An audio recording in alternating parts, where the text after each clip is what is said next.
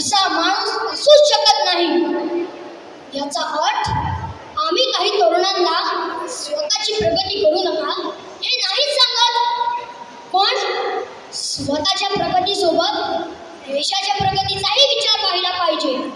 स्वराज्य म्हणजे स्वकीयांचा राज्य. सध्याचा जो काळ आहे तो बाहेरून आलेल्या जुलमी ब्रिटिशांचे 2 हात करण्यासारखा, पण ते आपल्यातले नाहीच, तरी आपल्यावर त्यांचं राज्य आहे. आपल्याला आपलंच राज्य हवंय, स्वराज्य. बहुसंख्येने तरुण या स्वतंत्र लढ्यात स्वतःहून उडी घेतात, पण ते मिळाल्यानंतर पुढच्या पिढीने देशाला मात्र विसरू नये. आपल्या शिक्षणाचा आणि कौशल्याचा फायदा त्यांनी प्रगतीसाठी करावा. शाळा कॉलेजातून राष्ट्रप्रेमाने भाललेले तरुण तयार व्हायला पाहिजे.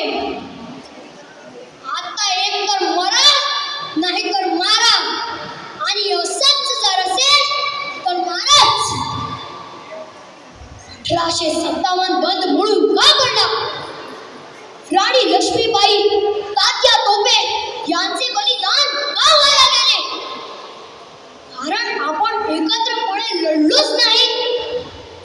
अखंड हिंदुस्थान, अखंड हिंदुस्थान हा ब्रिटिशांच्या जुलमी सत्तेविरुद्ध उभा ठाकला आहे. तर या अखंड हिंदुस्थानाशी लढण्यास ब्रिटिशांना केवळ अवघडच नाही तर अशक्य होऊन जाईल.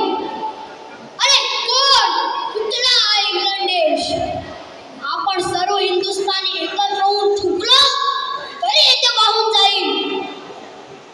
ज्या देशातून पूर्वी सोन्याचा धूर निघत होता त्या देशाची माती सुद्धा आपल्या मालकीची नाही. आता एकच ध्येय, स्वराज्य.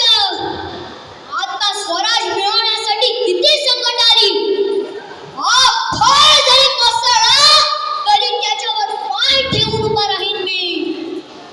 कारण स्वराज्य